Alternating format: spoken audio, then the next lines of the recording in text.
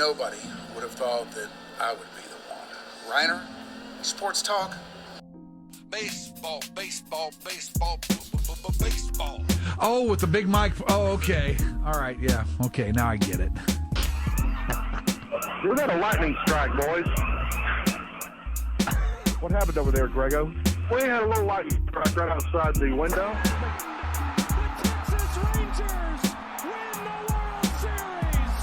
All right. Here's a tip for all these Americano League teams. Wait, you said tip? Yeah, tip. Okay. With a P. Keep jamming. The ticket, colon, nothing but a big Gen X jerk-off sale. This is a cool night or what? Although somebody would hear that and go, bullshit. I'm back, bitches.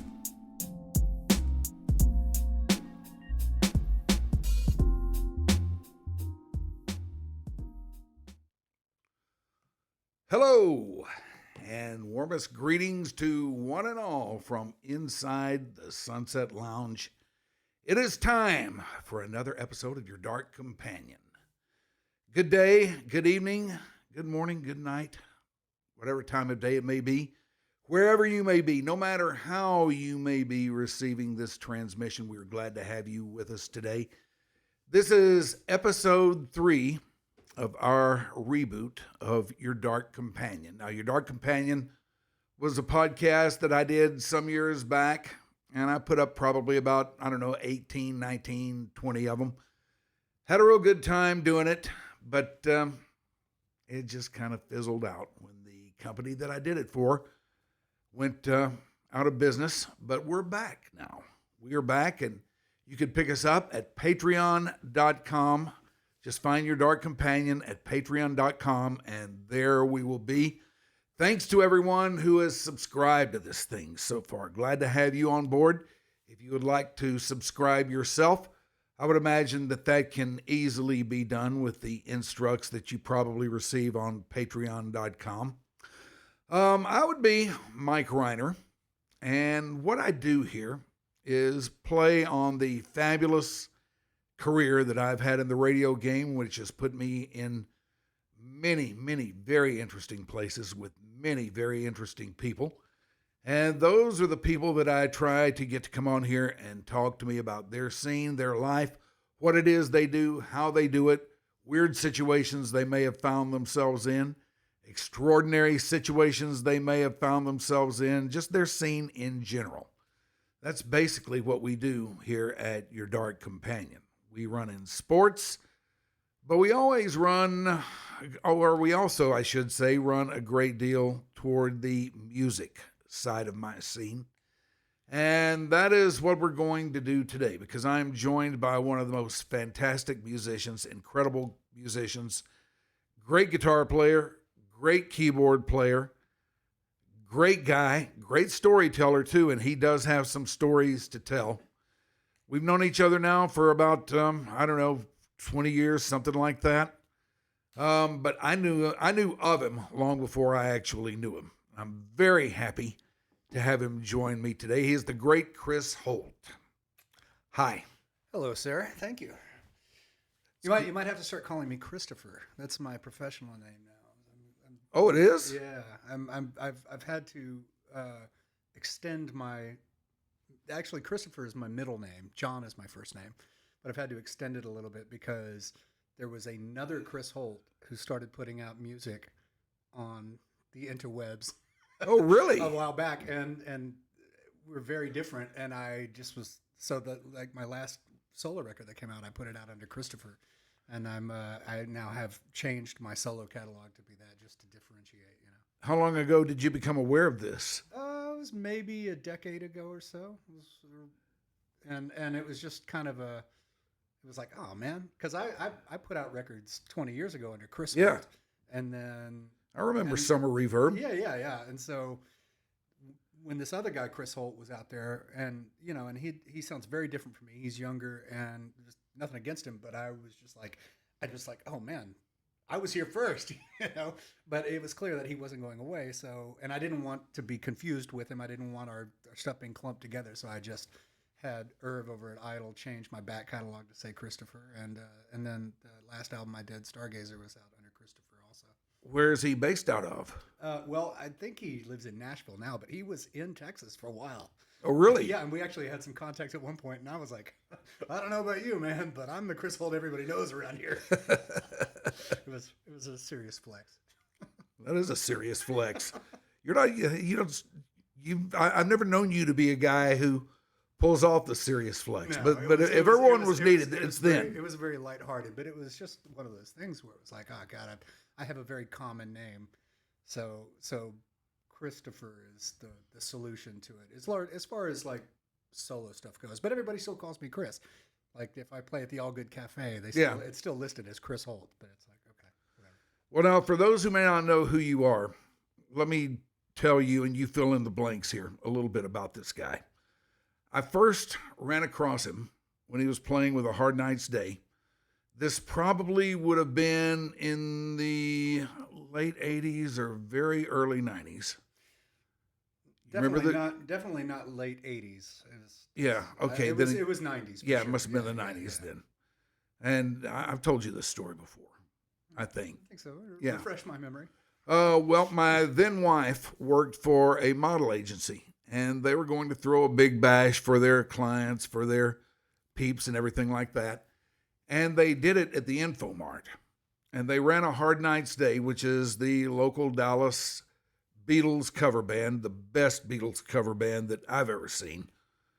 They ran them in there to play for it. And so I was with her that night. I was just kind of excess baggage. I kind of grabbed a seat by the bar and just watched her work the room. And all the gear is set up on the stage. It's all really professional looking and everything.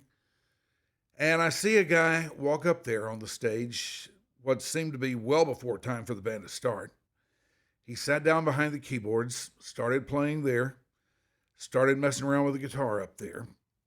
And I thought, man, that's really a squared away guy to get here for the gig well before anybody else did. And the guy was you. And I never have forgotten that. Wow. I mean, you just got up there. I was on time. Yeah. No, I was early. Oh, you were way early. It was probably just because I wanted to play some piano by myself or something. I don't know why I would have gotten there so early. When did you get into A Hard Night's Day? It would have been the mid '90s.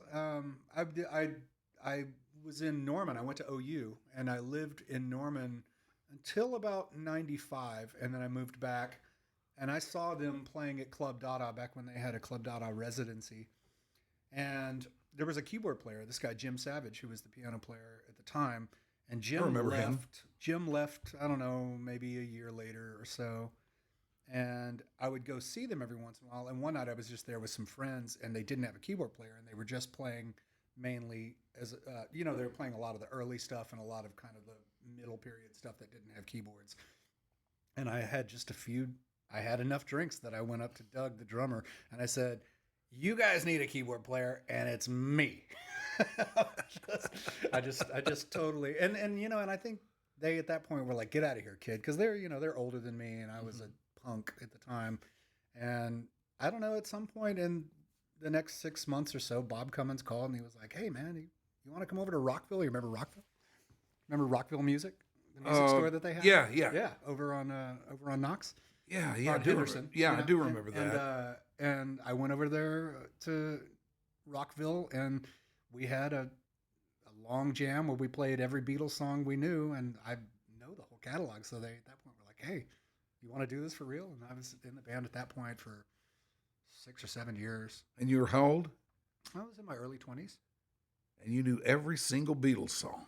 Yeah. So when I was in college, we had an upright piano in this house that I was living in for a little while, and then I got a keyboard, and I never had piano lessons or anything. I was a guitar player, but I never knew, I never had any sort of formal training with keyboards, and I would just sit and fish around and try to figure out songs. And I learned how to play piano by learning the Beatles catalog. Did you ever have any formal training on guitar? A guy named Sam Swank, who is the greatest guitar player in the world, mentored me when I was a teenager. I'm mostly self-taught. I spent a lot of years in my bedroom just trying to sort out how to tune the guitar and how to play a bar chord and all that stuff. But I was up at, you remember the store Frets and Strings? Yeah.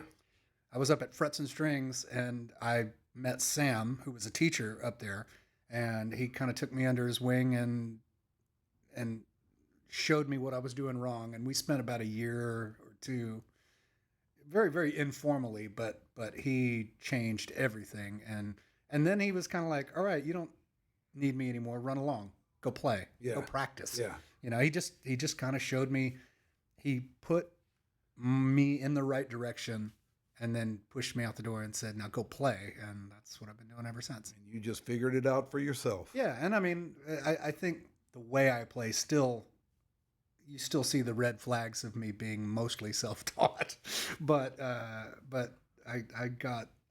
like a sponge. I absorb things pretty, and, and I back when I was younger, I used to really study music. Like I really dug in and tried to learn but like with the Beatles catalog, learning piano, I was just like, I wanted to know every detail. Yeah. And so I did it until I felt like I was good. Were your parents musical? No, my parents like music. My dad was always a big music fan, and he introduced me to a ton of music growing up. But in my family, I was the only person who ever played any instruments. My mom told me that I think her father played the saxophone at one point, but that's the only thing I've heard. Did keys come before guitar for you? No, it was guitar primarily, and then it was when I was a little older, right? I guess it was right around the time I went off to college where I started taking an interest in the piano, because I started getting into music. Like I started getting into Steely Dan, I started getting into the Beatles, Billy Joel, Elton John, Pink Floyd, especially, bands where the keyboards were very prominent. And I was like, man, I want to learn how to do that. So, do you remember the first song that really connected with you? As just in general in life? That's an open question. Yeah. If you want to talk about just in general in life, or rock and roll song, or just whatever. Well, you'll laugh, but there are two songs that I vividly remember being my first ever favorite song as a kid, and I can't really remember which one came first. They were a couple years apart in their release, but I think when I discovered them, it was probably around the same time, and it was probably when I was 4 or 5 years old. Mm-hmm. My favorite songs were Rhinestone Cowboy and Bad Bad Leroy Brown. Okay. And I thought those were the greatest. And I just remember I wanted to hear those songs as many times in a row as possible. I just absolutely loved them. Mine was Peggy Sue by Buddy Holly. Oh, Peggy Sue. I was just talking about that song earlier today. That was the first song that ever really connected with me. It caused a stirring in my loins that I couldn't account for. Yeah. I was literally doing a recording session over at Pleasantry earlier today, and we were doing a song, and I was like, oh, it's a Buddy Holly thing, because it was doing that. Yeah. It was this galloping kind of Buddy Holly feel, and I was like, it's Peggy Sue. I love it. Well, in addition to a hard night's day, your experience in things has been wide-spanning, far-reaching, and really, of all the guys I've ever known, you are probably as big time as it gets as far as, the people that you've connected with over the years, and guys that you've played with, and guys who have wanted you to do things for them.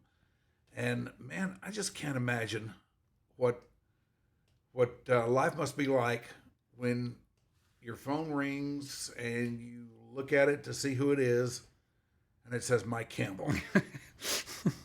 Yeah, it's been, I mean, because I paid my dues for many years playing the club scene, as you know. I've been around Dallas. You did for many years. Look, I'm not saying you had it easy by any stretch of the imagination. You were grinding like everybody. But it's just amazing how you make one connection with one person, and it might just be a connection that a couple years later connects to another person that connects to another person that then leads to this really famous person who gets your number. Yeah. And that's what's happened to me multiple times. And when it happens the first time, you think, oh wow, this is my 15 minutes. This is as good as it's ever gonna get. Until the next thing happens, and then you go, how did that happen?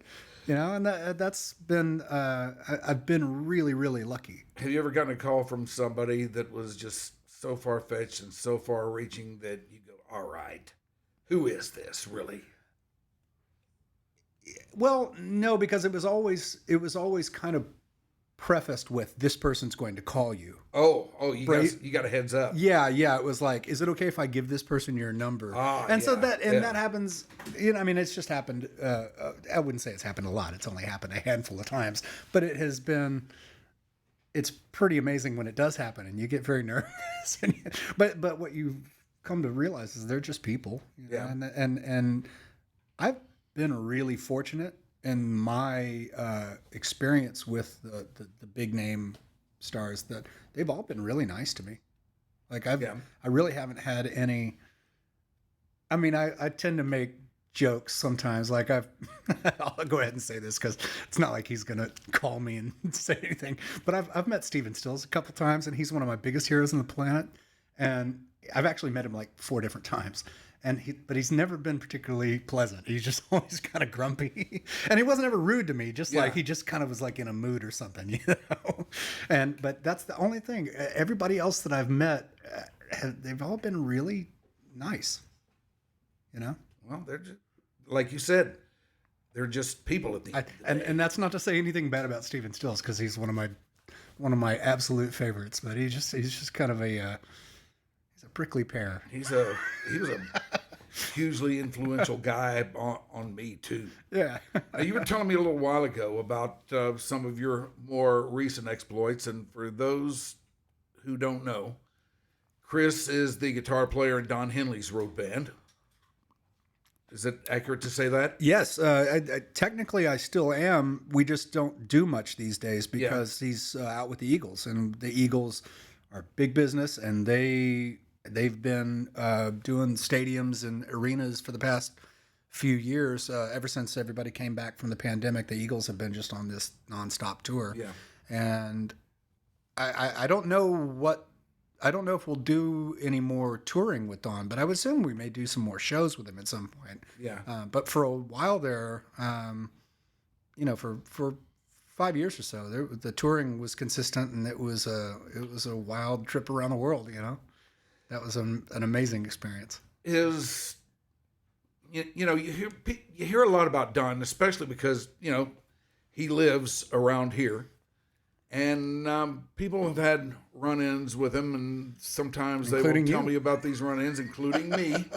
We had a very fateful run-in one day in the parking lot of Whole Foods at Preston and Forest, and that's a story that I keep in my quiver. I've enjoyed that one. Drag out every now and then. But he would also come up to the radio station when I was at the Ticket, whenever he had a gig coming up, and he wanted to hype it up a little bit. Yeah, you guys have done some really good interviews. He's always been very. He's an amazing guy to talk to, and an amazing interview. And I've really enjoyed, having him up there the times that we did. Yeah. He's a fascinating guy. He knows a lot about a lot of things, and he's just a great conversationalist. Is he like that in real life? Yeah, and a lot of times, we wouldn't see him from day to day if we were doing, just work. But a lot of times when we would travel together, he would come and sit with some of the guys in the band or the girls or whatever. And yeah, he's a fascinating guy to talk to. But when I first started working with him, I spent a lot of time over at his house, and there was plenty of opportunity for one-on-one conversation with him then.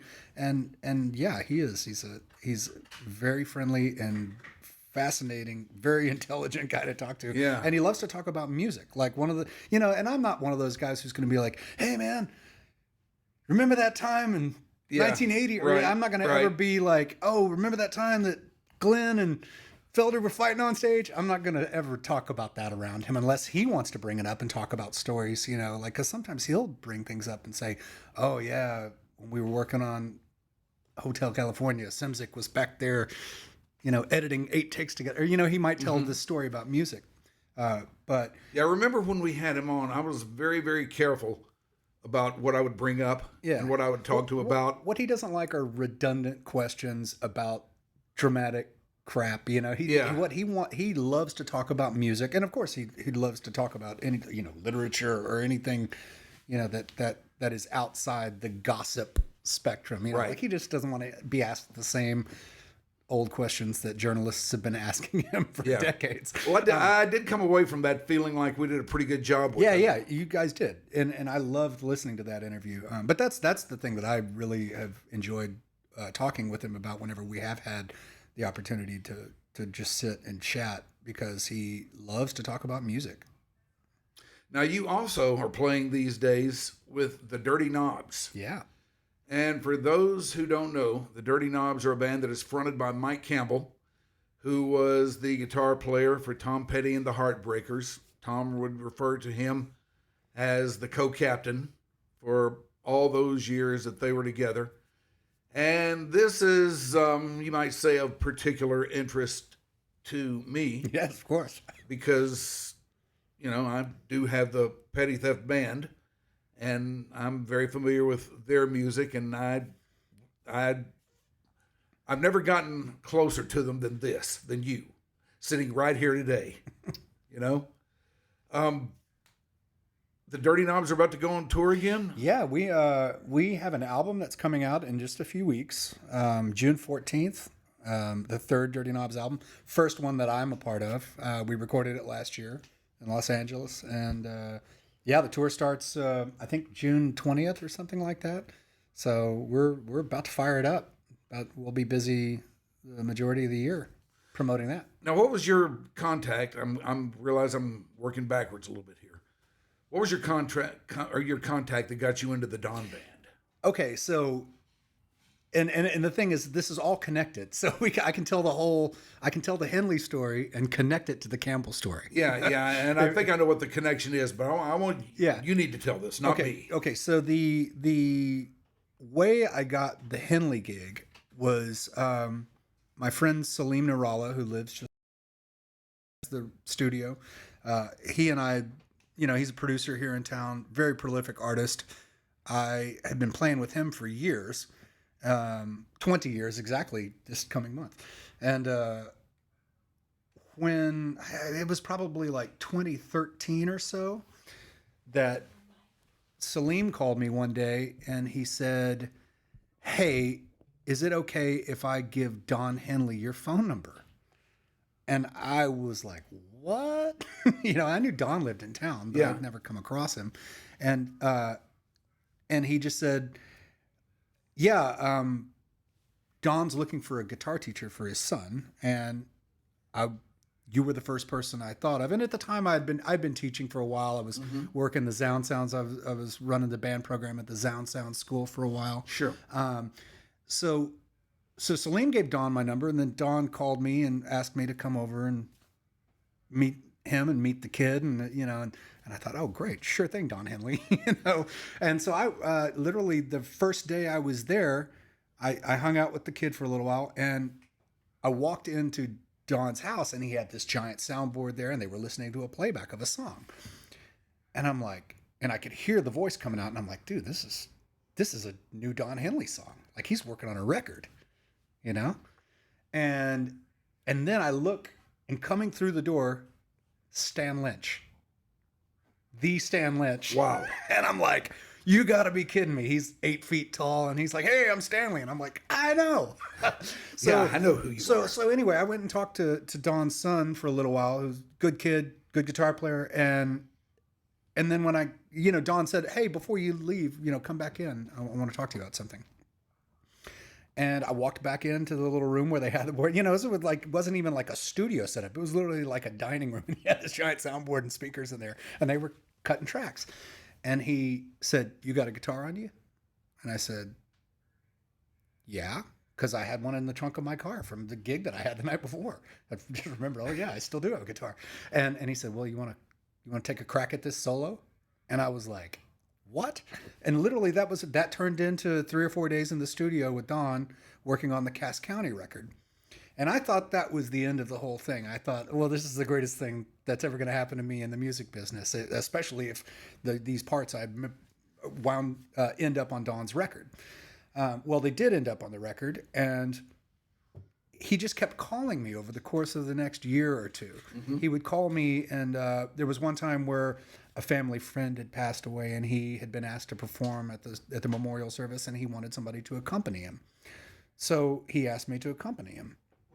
And so I went and did that with him, and we rehearsed over at Tom Bridwell's studio at Tomcast. Right. And while we were there, I just mentioned that I had been recording a solo album there. And Don kind of jokingly said, well, yeah, if you want me to sing on it, just let me know. And I was like, well, you can sing every song, Don. You know? Yeah. But after How much singing do you want to do? After we did this service, he said, hey, he took me to lunch and he was like, hey, I'm going to be in Europe with the Eagles for the next couple of months, but when I get back, let me know and I'll come sing on your album. And I was like, you're kidding me. You're serious about that? And he was like, I'm dead serious about it. So I wound up sending him some songs that I'd been working on, songs that I'd written, and he picked one that he liked a lot, and he came in and he sang a duet with me on my last solo record. And I thought that was the end of it, until about 4 months later, he called me and asked me if I would be available and willing to sub for his guitarist, Pete Thorne, the legendary Pete Thorne, at a gig in Las Vegas. And what I didn't realize at the time was that Pete was already booked for the rest of that year with, he was like on a Japanese tour or something. And Don was putting out his record and he was looking for a new guitar player. And he'd already hired the great Milo Deering, another Dallas boy. Right. And I think he was looking to increase his Texas presence in his... He was looking to revamp the band, and the Cass County record had a little bit of country flavor. I'm not a particularly country sounding guitar player, but I can fake it okay. And that was how I got the gig. I did this gig in Vegas, subbing, and then a week later he called and asked me to come to LA to shoot a video with Dolly Parton. And while I was there, they offered me the tour, and I was just like, I couldn't believe it. I was just over the moon. Wow. Yeah. And so that turned into 5 years or so of touring with Don. And the way it connects to Mike Campbell, there is a connection here. Lance Morrison, who is the bass player in Don's band with me, we traveled all over the world together and we got to be really good friends. And so a lot of times we'd be traveling and Lance and I would be talking, and Lance was just telling me all the things he'd done. I played with Alanis Morissette for a while, and, I played with Don for this long, and, I've got a side project I do with Danny Carey from Tool, and I've got a side project I do with Mike Campbell. And I was like, and of course, Mike Campbell's one of my biggest guitar heroes on the planet. I mean, going back to my childhood. Right. And you know this because we had talked about this many times before this even became a possibility. But while Lance and I would talk about this on the road, I would always kind of say, dude, you have to introduce me to Mike. You got to introduce me to Mike. He's one of my favorite guitar players in the world. And Lance would be like, and I'm like, well, dude, so when are the Knobs playing? I want to come see a Knobs show, and they were really just playing in LA at the time because it was a side project. While Tom was still alive, the Knobs never were more than just kind of a side project club band that Mike would do from time to time for fun. And so I never was able to get out there and see them. I just kept saying, I would just tell Lance over and over, introduce me to Mike someday. I want to sit in with you guys. I want to jam with you guys. And he was like, no, we have another guitar player.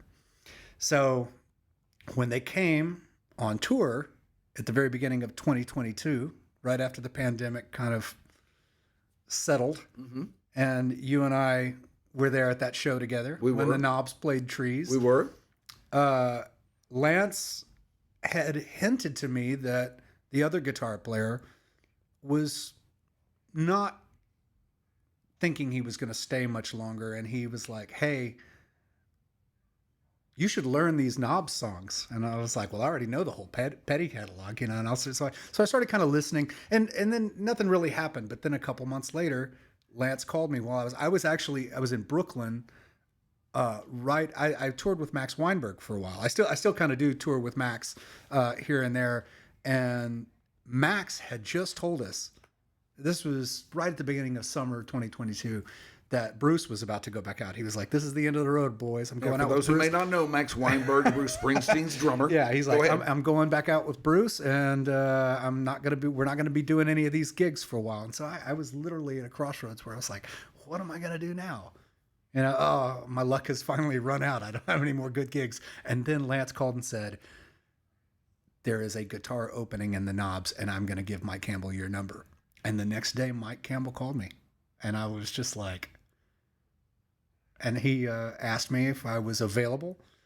He was like, we're kind of in a pinch here. We need a guitar player in 3 weeks for these gigs we're doing in Wisconsin. And he was like, are you available and willing to kind of come out to LA and jam with us, see what happens?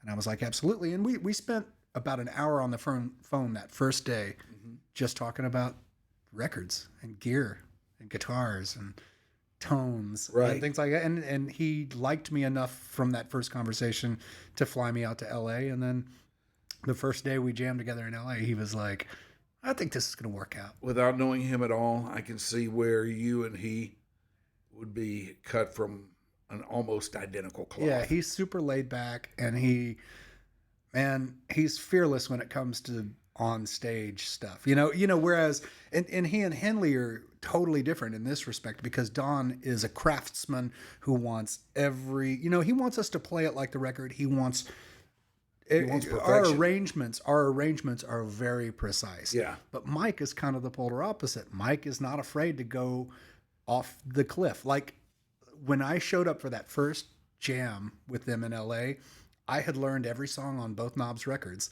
because that's what I had been told to do. And then the first day he didn't want to play any of those songs. He just wanted to jam. He was like, Street Fighting Man? Kansas City? And I was like, yeah. And it was like he was testing me to see, well, if I go off the edge of the cliff, are you going to be able to follow me? Are you going to reel me back in? And he wanted to see if we had that chemistry, and we did. And from there, he got the right guy for that. Well, it's been really, really fun.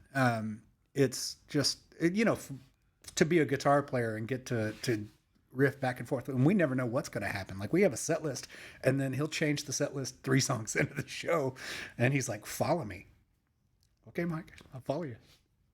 And that's a blast, God, that must be fun. It's a little terrifying at times, but I've done that kind of thing for so many years, just knowing how to improvise on stage, get yourself out of a pickle on stage. So the band now is him, you, Lance on bass, and Steve Ferroni on drums. We had Matt Logg on drums for the first while that I was in there, but then Matt got a gig with this unknown Australian band called AC/DC. I've heard of them. You have? Okay. Well, they're on tour in Europe right now, playing stadiums, and that's what Matt Logg is doing now. So Mike called the great Steve Ferroni and said, "Hey, you want to come play with the Knobs?" So we've had Ferroni for the past year. Now, he had Stan before that, and when he came through here, the one and only time that I've seen him, I believe, and you were there as well. Yeah, Stan was on drums. Yeah, he had Stan on drums. Yeah, and that was always supposed to be just a temporary thing, and that was before Matt actually got the AC/DC gig, because Matt had another gig that he was doing in Italy at the time. And so the Knobs were on tour, and Matt was in Italy doing a thing. So because there was a conflict in schedules there, Mike was trying to figure out what to do, and he called Stan. And that was when they reconnected, and I think that wound up being a really beautiful thing, that they got to play together again after all those years. Yeah.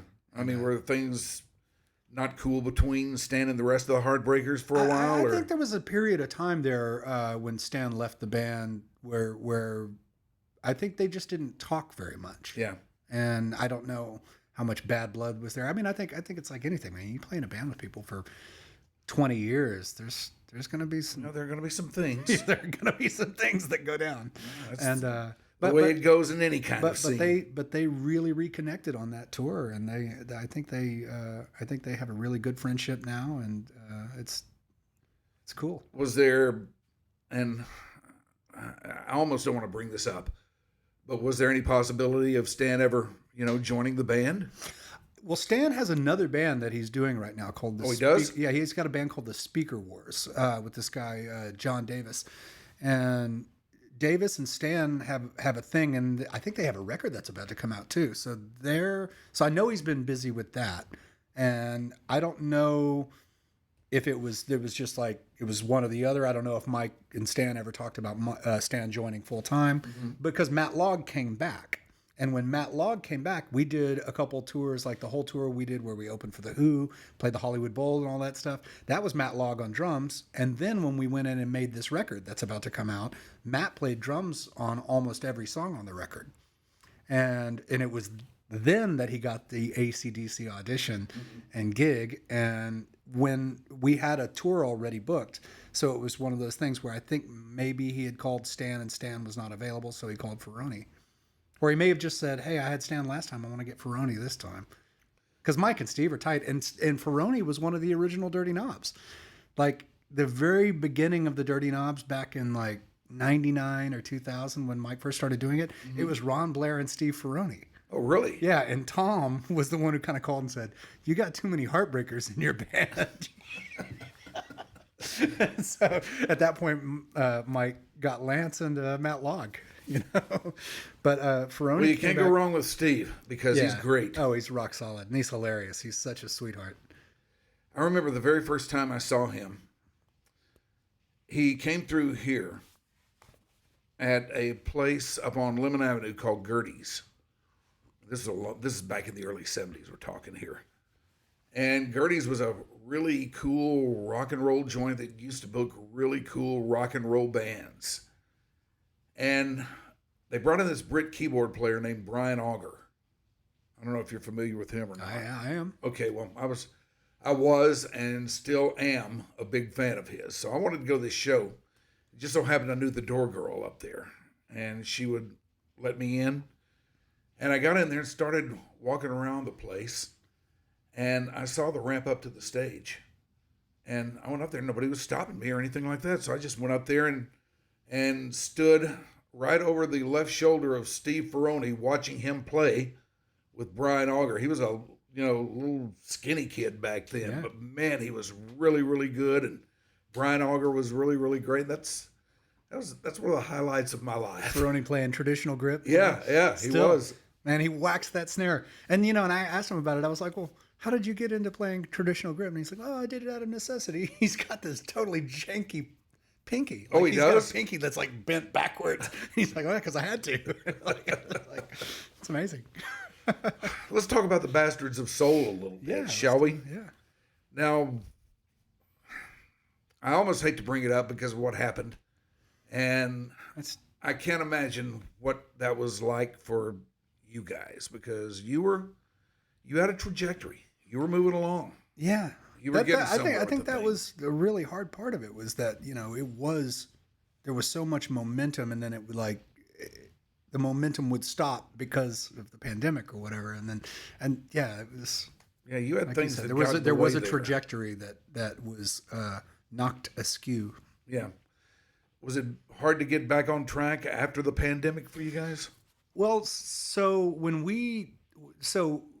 the two biggest shows we played, we had started out playing covers and playing in these sweaty bars, just trying to understand how soul music worked. We were just trying to learn the form, learn how to do it. The goal was always that we were going to write our own songs. So slowly, after, a year or two of playing covers, we felt confident that we knew how to make soul music. So then we started dipping our toes into let's write our own songs. And we did that for a couple of years and the momentum just kept swelling and we made the first record. And then that was when we did those big shows at the Kessler right at the beginning of 2020. And, we opened for the Black Pumas and that show was sold out. It was completely packed. It was the reception was through the roof. And then we had our own album release a few weeks later. And the plan was, to the moon. And then, of course, it was just a brick wall when the pandemic started. And we all had to deal with the shock of not having any gigs or anything.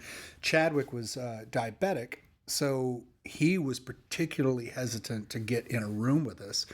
And Chadwick was the lead singer for the Bastards of Soul. So we, at that point, Chadwick Murray talked about well, what can we do? You know, we would have Zoom calls and we'd be like, well, what can we do? And I think it was my idea was we should just make a second record because we've got lots of songwriters and lots of songs. And what we can do is the band, you know, we can have our masks and we can rehearse over at Bridwell's. And then once we've got a group of songs together, we can go in and record the music and then have Chadwick come in on a separate day, or he can come in and, you know, we just found a way to, you know, to pandemic proof these sessions. So what we did was we wrote the second album, which was Corners.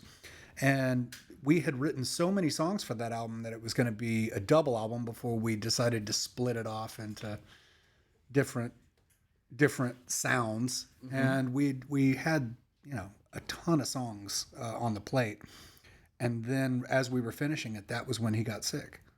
And it was just out of the blue. Like none of us had any idea. I mean, it just happened so fast that it was just a complete shock. Yeah. But it did feel like it did. Time he got sick until he passed on. Yeah. That it was really that fast. It was. So we had finished the record, the second record, and we still had all these songs for the third record in the can. And we did a show at the Kessler, and then we did a show at the Ridgely, and we were filming some stuff out at the Echo Lab, which was what wound up being the spark for this documentary that came out. Mm-hmm. And it was 2 weeks later, right after we had finished the final mixes for the record, that he texted all of us and said, "Guys, I can't breathe, and I'm going to the ER. I'm having some serious issues." And then it was just weeks later that he was gone. And it was, I mean, we were shell shocked. We did not, you know, it was hard when the band was kind of on a trajectory and then the pandemic happened, but we tried to make the most of that. Right. But when we lost Chadwick, it was suddenly like, well, now what? You know, the entire band had been built around him. And we had a hard time even thinking about the band at the time because we were just thinking about how horrible it was that, you know, for his family, for his wife and his newborn son, and, you know, we'd lost our friend, and it was, you know, he's such a great guy. God. So it took us a long time to... He was an incredible guy. Absolutely. One of the coolest guys ever, man. Run into him at the landing every now and then, and he just lit up the room. Yeah. You know? Yeah. He was just the sweetest guy. Yeah, no matter where your head was at, you talk to him and you're going to wind up in a better place than you were before. Yeah. So it you know, it took us a little while to even think about the band because we had to process the loss. And then, you know, we had the album in the can and we knew that there was a third album in the can. So it was just, you know, we'd sit around and talk and be like, I mean, the whole band was built around him. Yeah. It was built around his voice, his presence, him being the front His man. persona. Yeah. And it just never seemed right to try to carry on without him. And everybody, you know, we're all busy guys. We're all musicians, you know. Everybody's a songwriter. Mm-hmm. Danny, you know, had his thing he wanted to do. Chad had his thing he wanted to do. I had my thing I wanted to do. And then while that was all still being processed, that's when I got the Knobs gig. And you know, and I said, well, I'm going to go off and do this now. So the band, you know, we never had any sort of formal breakup. It just kind of diverged. Yeah. Yeah. And I mean, I still have people who ask and say, well, are you guys officially broken up, or is there a chance you'll get back together? And I'm like, well, yeah, I mean, we're broken up because there's no Chadwick. Yeah. The guy that we built the thing around is gone. So yeah, we're broken up. Yeah. Yeah. And, you know, that's not to say, so what we did do for the third album, because we had this beautiful song called This Love that Chadwick had written for his wife. Mm-hmm. He wasn't ever able to sing it because the timing didn't work out for him to sing it. So we had this guy named Keith Young come in and sing it, and it wound up being the lead-off track on the third album. Yeah. And so that was really beautiful. It was cool to collaborate with Keith, and we had the Shaladas sing on one song. So that was cool, and I would never say never. I mean, if, you know, Danny and Chad called me tomorrow and said, hey, we want to do a soul thing, I'd be like, okay, let's do it. But I think everybody's just got their own things going on, you know. Well, I know one thing about you, and you like to get things right. That much I know. I've seen that. And you've got a work ethic like nobody else I know. I really admire that about you. Thank you. I beat myself up too much when Yeah, I, you when, do when beat I do, yourself when I up. don't get it right. Yeah.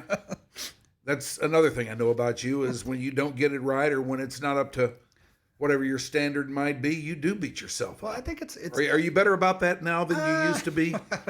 I don't know. I think I'm still pretty bad about it. I think I'm better about letting it ruin my day. I don't let it ruin my day. You know? Yeah. There were times, you know, when I was younger where on stage, a mistake, whether it's my mistake or whether it's somebody else's mistake, somebody's drunk or whatever, where I would let that ruin the show for me. And I don't do that anymore. Like I laugh things off, but I beat myself up about not getting things right because I know that I can get it right.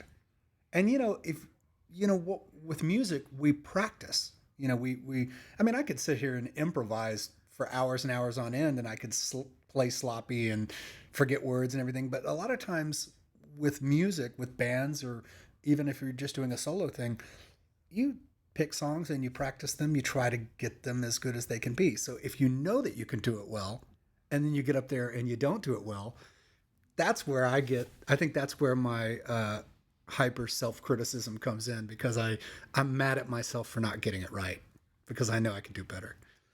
What's the hardest song you've ever played? Hardest? Yeah. Technically hardest? Technically, or any other way you want to read something into that. Oh, I don't know. There was a time where I would try to play things on guitar like Cliffs of Dover, but that's a joke for me.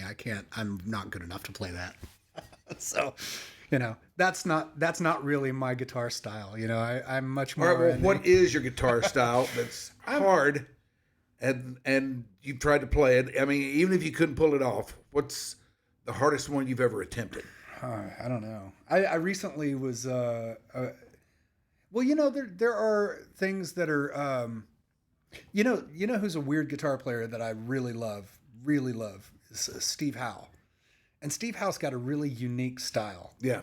He's got this really strange way of hybrid picking where he's holding a pick and he's picking with his fingers underneath at the same time, and trying to play some of his stuff has been really tricky. Like I've dug around on the on like Yours Is No Disgrace. Yeah, this is Steve Howe. Yeah, Steve. But like there's a song called Clap by Steve Howe, which I can play it, and I can play it pretty well if I practice it. But it's pretty tricky, And I don't know. There are others that are probably harder, but I can't think of them off the top of my head. That's the last one that I remember being like, God, this song is so hard. Yeah. It's just hard to be smooth and good at it, What do you like most about Mike? Campbell? Personally, yeah. Let's get back to him again. Yeah, I thought you were going to ask me what I like most about Mike Rhyner. No. Oh, let me tell you. Nobody likes anything about him.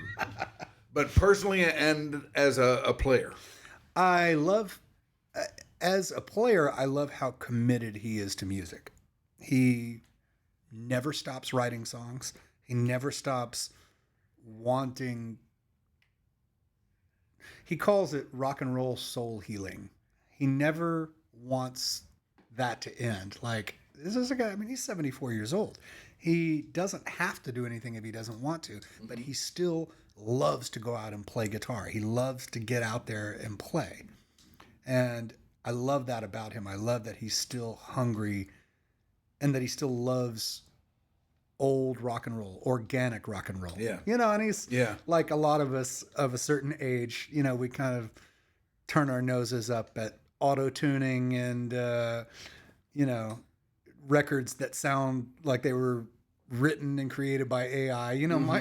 Mike will be the first to tell you that he doesn't like a lot of those modern records that sound like that. That's one of the very things that drew me into him and Tom, because when they first came out, this was about the time that we were starting to hear about punk, and it was not a real big thing yet. It was a bigger thing on the East Coast than it was around here.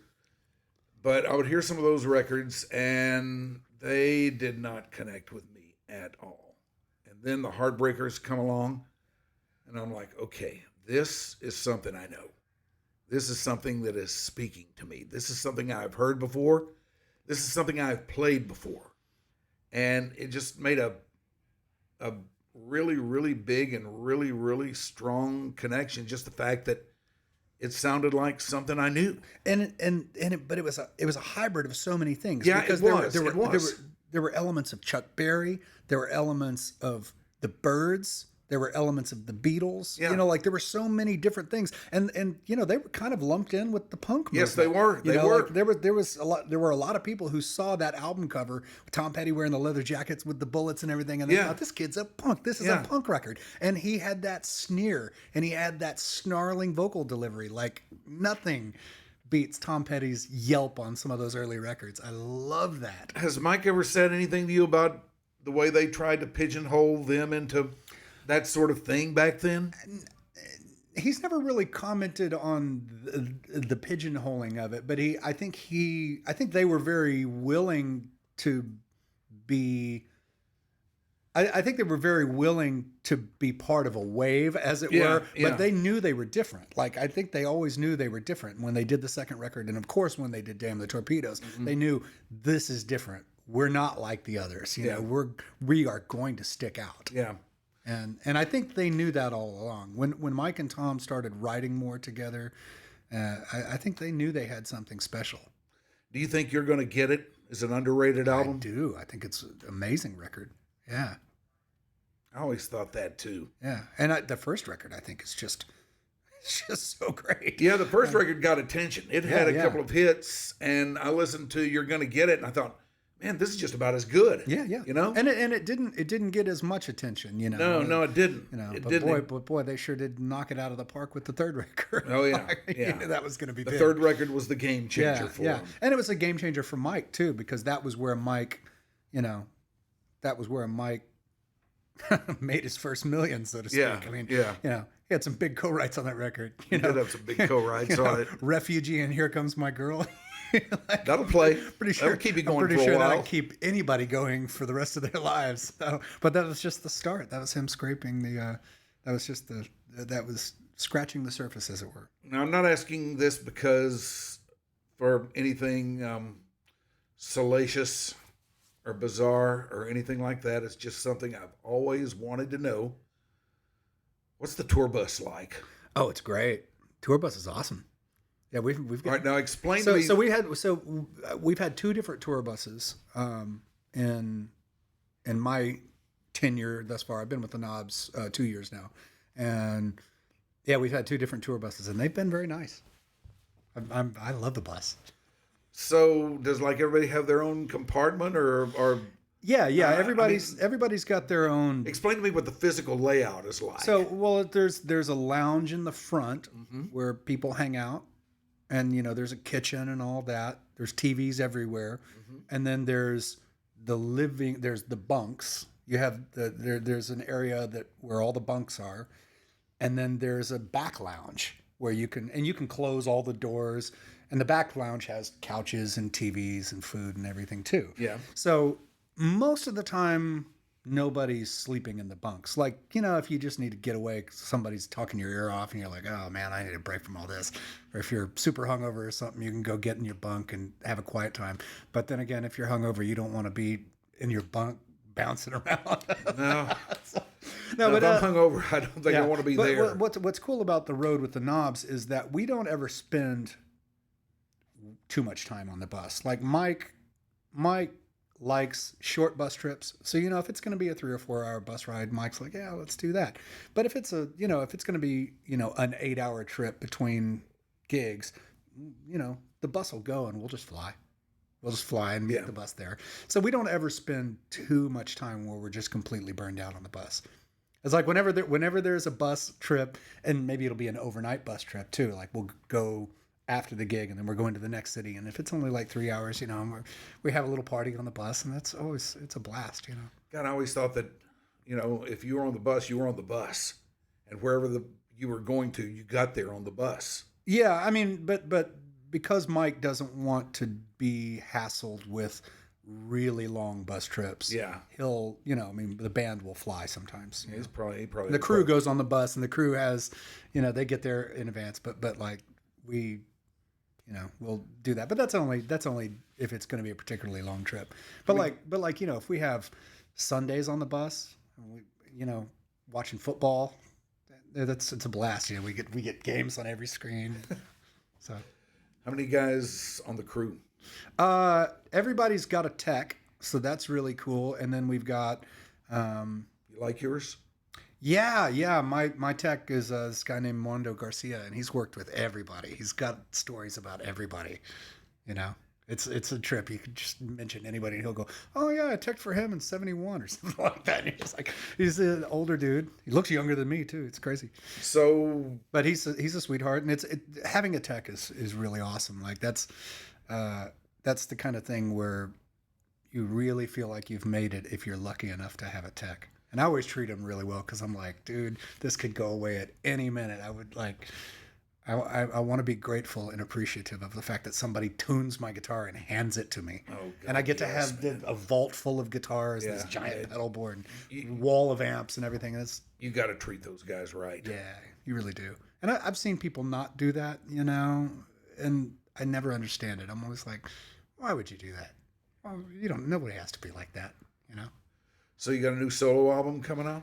I do. I don't know when it's going to come out, but I just finished it. I just finished production on a new solo album. And this is how many now? This will be my fourth. The last one was a double, so it would be 5 if you count that as 2, but it's my fourth. And it's the first one I've done in 7 years, because during the whole time where the Bastards of Soul were together, I wasn't doing any solo stuff. I was writing songs for the Bastards. Mm-hmm. And then the pandemic happened, and then I got the Knobs gig, and I had just been meaning to get back to it at some point.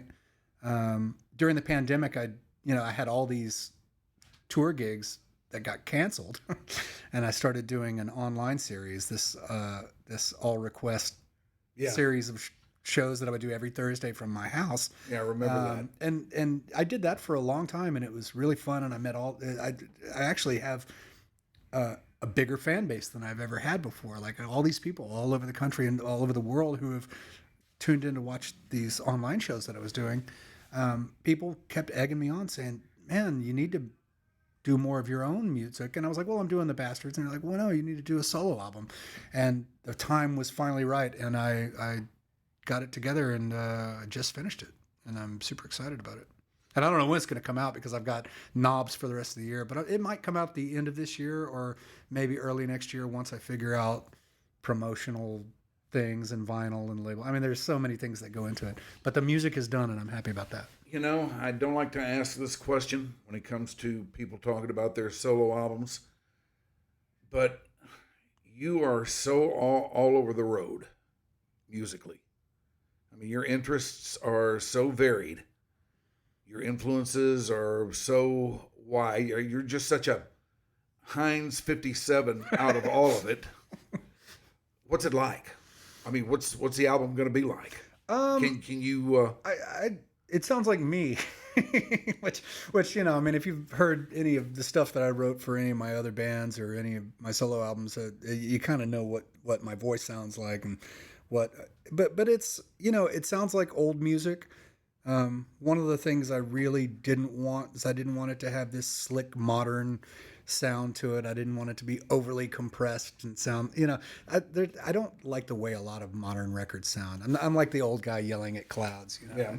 I love my early 70s records. I want them to have that warmth. Give us a modern record that you don't like the way it sounds. I don't know that I could give you an example, but I just think that I drive around and listen to, like, if I'm driving in the car with my daughter, she'll listen to this hits station on Sirius. Mm-hmm. And a lot of times it's just the production it's just abysmal. It's just, it just sounds like everything's quantized, everything's auto-tuned, and that kind of stuff sometimes I'll listen to KXT for a while, and a lot of the modern stuff they play, it just all sounds kind of the same to me. And I feel like it's just become this production thing. And again, I'm just being grumpy, but I wanted my record to sound... It's all right. I like grumpy. But I wanted my record to sound... I want it to sound old, and I want it to... It's very organic. It's all, it's me doing everything, and it's all... I mean, Playing drums too? Yeah, I'm playing drums. I'm playing everything on there. And Mike Campbell's the only guest on the entire record. It's just me and Mike. He's playing guitar. He's playing a guitar solo on one song.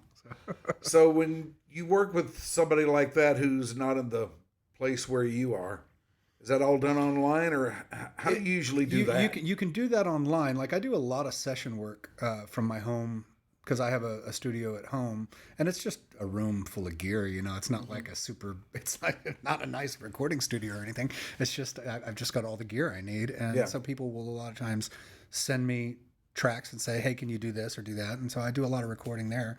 But you know, if I want to get like really great drum sounds, I'll go to Salim's studio over here. I'll go to Tom's studio and get my drum sounds. And then once I've got all that, then I'll do all the rest of it at home, you know.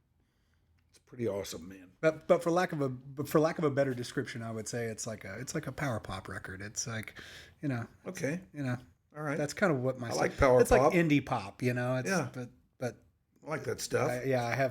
That's the best I can describe it. So you're not going to alienate me with it? I don't think so.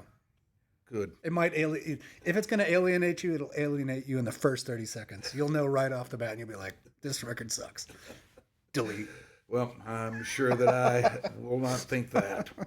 Have I worn you out enough for all this? Huh? No, this is great. I'm having a blast. We could do this all day. Well, that's good. I'm having a blast too. Tell me something out there that you hear that sets your soul on fire these days. Musically? Yeah. You know, it's funny that you should ask that because it was something that what was I just listening to recently that I really loved? Okay, I'm just drawing a complete blank on it now. You know, well, we can go on to something else. Let's go on to something else. What do you think about that? I'll rack my brain on that for a little bit. All right, here's one for you. Yeah. Consider the scope of everything you've done.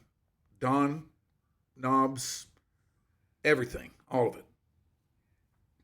Is there a song that you look forward to playing every time? One in particular that you know you're going to be playing at a gig and you really look forward to it every time? Man, I will say that when we were touring with Don, I always looked forward to playing Hotel California because I got to play that solo. I got to trade with Stuart Smith, the great Stuart Smith. We would stand in the center of the stage in the spotlight and play that solo. And it's equal parts exhilarating and terrifying. Like the very first time I ever had to do that in front of an arena of people, I was scared. And by the way, I know who Stuart Smith is, I was scared and he is to great. Death. Oh, he's amazing. He's just phenomenal. He's scared. I was scared to death to have to do that. You know, and you're thinking, oh God, every guitar player in this room is going to judge me if I miss a note. Don Henley's going to judge me if I miss a note. But you step up to the plate and you do it. I don't think I ever messed up the solo when I played that. And I must have played it 100 times with him, you know. Sure but I always looked forward to that because it was like, because the minute you hit that opening chord, the audience just goes through the roof. Yeah. And that happens a ton. I mean, I love, you know, with the knobs, you know, we'll play something. We don't do the same set every night. So it's not, certain songs don't get played every night. But like when we kick in to Listen to Her Heart, I mean, the crowd just goes insane, you know, and then Mike and I do those harmonies together, you know, yeah. And that's a blast. So, I mean, there are tons of songs like that. Boys of Summer, like whenever which, you know, is the coming together of my two bosses. Yes. Mike and Don. I've had so many great experiences playing Boys of Summer on stage. Because it just that song doesn't ever get old to me, you know? No, it never gets old to me either. I don't know what it is. I mean, every time I hear it on the radio, I crank it. Yeah. I had that conversation. It just has a vibe. I had that conversation with my dad one time where I said something about Boys of Summer and I said, yeah, it's just crazy. It's just one of the greatest songs ever written. And my dad was like, well, I don't know that I would go that far. I don't know if I'd call it one of the greatest songs ever. I mean, it's a good song. Oh, it's a great song. And then he sat and thought about it. Like he called me the next time it came on and he goes, I just heard Boys of Summer. You're right. That's one of the best songs I've ever heard. And I'm like, right? You know, it's a timeless classic. Yeah. And if there is a box that song does not check, I can't imagine what it would be. And it's an amazing story how it came to be, which, you know, that whole story of how Mike gave it to Tom and Tom passed on it. And then it just so happened that Don was looking for something, and then Mike and Don met, and Don wrote the lyrics and the melody to it almost instantly. Like, it was just cosmic. It was just this serendipitous thing that happened instantly. And Mike tells a great story about it too. He said he was jogging in LA, you know, when he heard it the first time on the radio, and he said it was like on a Wednesday morning or something. And he said the DJ, it was like K-Rock or whatever that big station was in LA in 85 playing it. And he said the DJ was so excited he played it 3 times back to back in the space of like 15 minutes. And Mike was like, this is going to be big. Maybe that can happen in LA. That gets DJs fired around here. Yeah, probably so. Back in the day, I think you could get away with more, right? Yeah, you could. Yeah. But man, that song is just it's one of those songs that it's perfection. And it works. It works no matter how you do it. And you talk about an album that has dated sounding production on it, Building Perfect Beast. That's right there in smack in the center of 1985, where production is really taking a turn for the worse. And somehow, with that drum loop, with all those synthesizers padding and the sound effects and all that stuff, that song still just transcends. It's just magical. That's because something about those words and that melody, those guitar licks that he's playing, and you can take it completely out of that production element and strip it down to an acoustic guitar and a piano, change the key on it, as we both know can be done, and it is every bit as magical. Yeah. You know? It's one of those songs that's just, you listen to it even after I've heard it, I don't know how many times over the years. I can't think of anything I would change. And it always sounds fresh. It always sounds like something I want to listen to, even though I know where it's going. I know exactly what's going to happen next. I know what it's going to sound like, but I still want to listen to it. Yeah. That's how I feel about music in general. I feel like my brain is so full of all the music that I've absorbed in my 51 years that I just love so many things from a certain era that I'm almost resistant to let new things in. And I still do. There are things that kind of flip my lid from time to time. Yeah, there are things that will sneak in as an uninvited guest for me from time to time, but man, over the years, there's just so much up there. Yeah. I love it all so much. All right, now we got to get into Bob Dylan. You said you got a Bob Dylan story. Well, I just had the incredible experience of playing with Bob Dylan, which was, you know, I mean, who would have ever guessed that would happen? You know, like all the things that have ever happened to me, they have happened through a connection to somebody who had access to somebody big. You know, like Salim connected me with Don. And then, of course, through Don, I got to play with Ringo, and I got to play with Jackson Browne and James Taylor, and I did multiple gigs with Joe Walsh, Doobie Brothers, all these things that happened just through the Don connection. But then, of course, the Don connection led to Mike Campbell. And so the Bob Dylan thing was absolutely insane, because I was flying into Boston on a gig, and I was supposed to be in LA, you know, maybe a week later. And it was management and Mike and Lance and everybody was kind of calling at once saying, where are you? And how soon can you be in LA? And it was, hey, Bob wants to do a gig, and he wants the Knobs to, and it turned out that he wanted us to back him at Farm Aid. He wanted to make a surprise appearance at Farm Aid, and he had called Mike Campbell and asked him to put together a band. And so it was going to be the Knobs with Ben Montench on keys and Bob, and we were going to be backing Bob.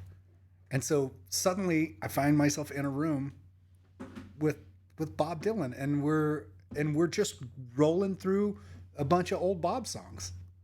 Like hits, like big ones, like songs he doesn't ever play. When you say you find yourself in a room with him, is there like a full band setup, or? Yeah, we were at Mike's house rehearsing, and Bob came there, and they go way back. You know, Bob and Mike and Ben did their tour with the Heartbreakers and '86 and all that, and they've been friends and they've kept in touch all that time. So so it was a very loose thing, and Bob was really freewheeling as he is, but he was super open to, we'd play around with a song and then we'd play it in a different key or we'd play it in a different feel, and we just kind of sat there and threw pies at the wall until a few stuck. And then, it would change. And then we went off and we were doing our tour. And then we flew into Indianapolis and did Farm Aid. And it was beautifully wheels off, as you would expect. And the thing about Bob is Bob always has this, he never wants to stay in one place. He never wants to stay in one place for too long. It could be, well, I want to try it in this feel, or I want to try it in this key, and you just have to follow Bob. And that was an incredible experience, just getting to do that, That's kind of the way I've always picked up on it, from the times that I've seen him play. I saw that tour in '86 when he was with the Heartbreakers, and it just so happened that I was sitting close enough to the stage where I could get a feel for what was going on up there. And I don't think I have ever seen a band so alert. Those guys knew. Well, that's the thing, is because you never know what song Bob's going to want to do. You never know what key he's going to want to do it in, because Bob knows that he's not going to play with you if you're not capable of stepping up to the plate. Right. So the trick is to not ever be married to your own interpretation of what the song is going to be, or your own expectation of what the song is going to be. You have to be, and like I was saying about Mike earlier, like you have to be willing to go off the edge of the cliff and follow him. And that was what was cool about that gig, was it was, embracing the unexpected. We had no idea, we kind of had an idea. We thought we knew what songs we were going to play and how we were going to play them, but and it wound up being different. But it was a glorious experience. We didn't even know if Bob was going to play guitar, and then he wound up picking up a Telecaster and playing electric guitar through the entire set, and we were just over there going, "Oh my God!" And his fans went nuts. How many songs did he do? We did 3. So we did Maggie's, and we did Maggie's, but we changed the key on, like, as we were walking on stage. And it was what key are we doing this one in? G. Well, let's try it in A. Can we try it in A? Yeah, you got it. It's like, that's how we roll.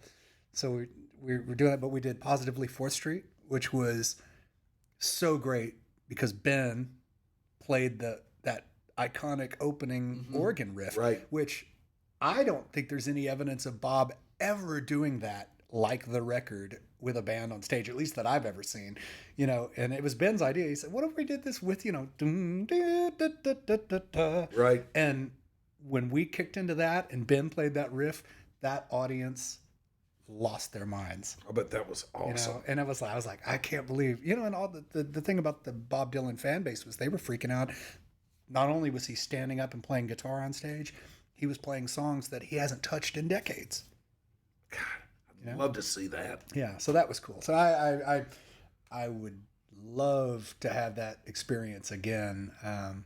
It was challenging, it was exciting, and it, as I told you, it shot to the top of the resume. Yeah. Who have you played with? Oh, have you heard of Bob Dylan? What about Jackson Browne? When did you cross paths with him? So that was a Henley gig where we were playing a private party in the Hollywood Hills, and Jackson wanted to do a few songs, and he wanted us to back him. And so I got to do Take It Easy with him. And we played Rock Me on the Water in the sound check, which was really cool. I was like one of the only guys in the band who knew the chords to Rock Me on the Water. He's like, you guys know Rock Me on the Water? And I was like, I do. We were sitting there playing. But the rest of the band kind of didn't know it. And he was like, all right, do it. But we did Take It Easy. So this was the Knobs?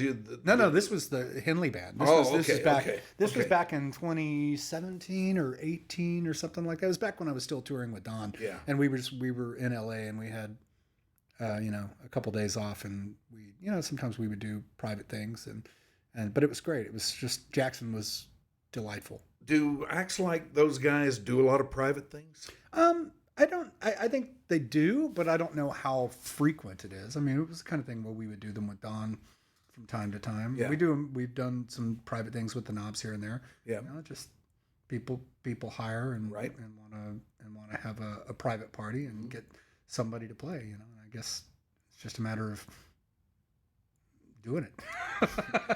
What about James Taylor? Was he like that? So the James Taylor I'm thing, interested in this because I've probably seen James Taylor more than anybody else. yeah.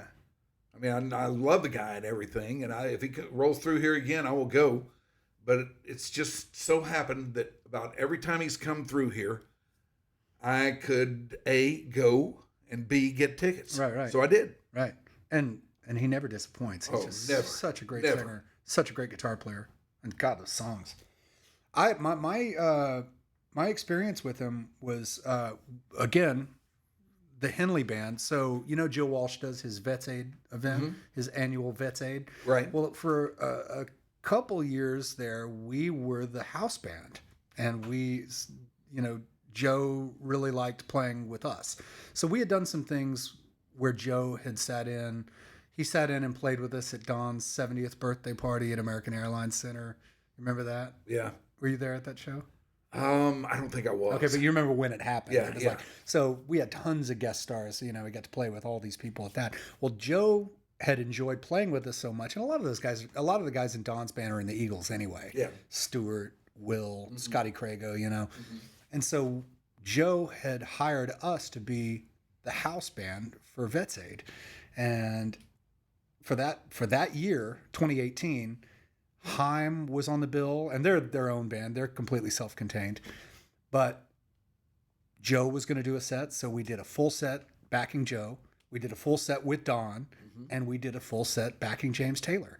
Wow. And it was just amazing. You know, James came in, and, you know, we had 7 or 8 songs of his that we were going to do, and he was super laid back. And he was just exactly as you would expect him to be. Like his demeanor off stage was exactly like his demeanor on stage.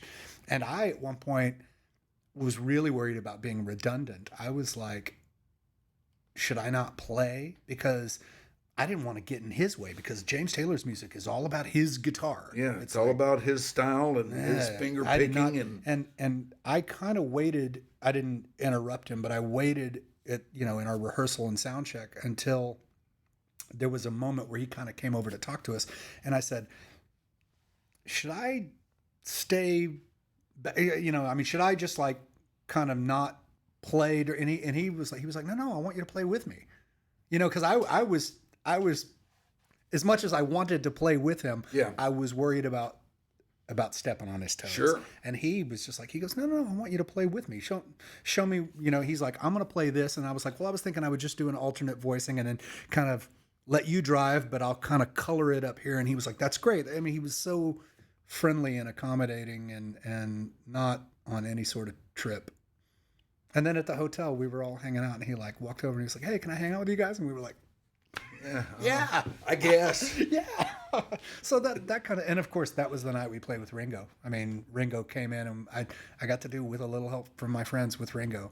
I got to sing the Lennon part on With a Little Help from My Friends, and I got to trade solos with Joe Walsh.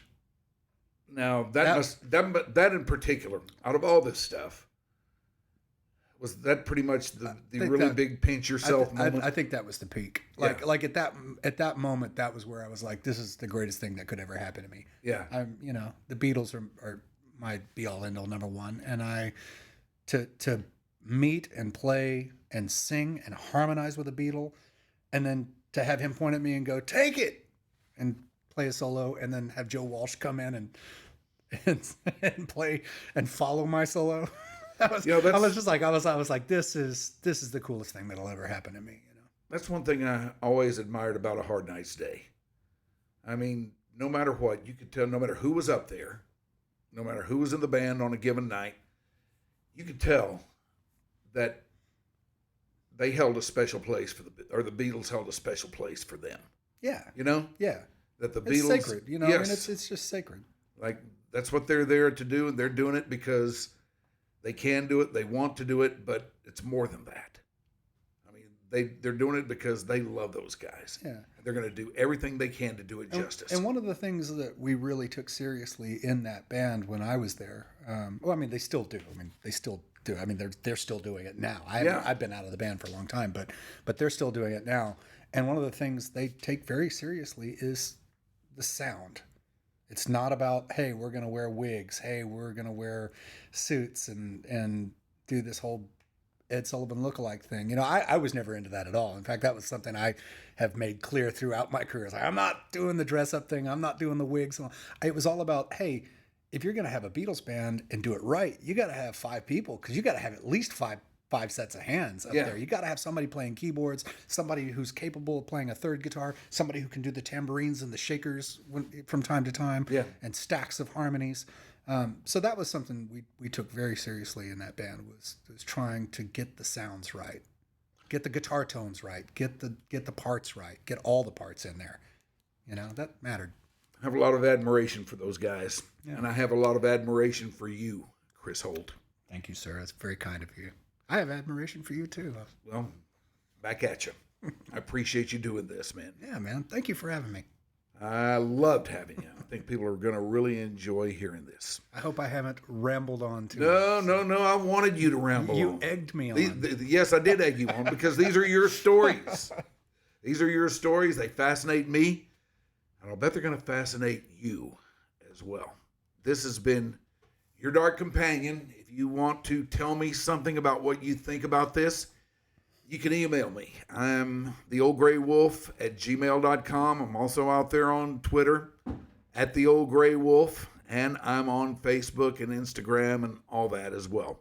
On Instagram, I'm theoldgraywolf16. So I don't know why I stuck that number on there. I just did. They like that. Anyway, check it out. Hope you enjoyed this. We will see you next time.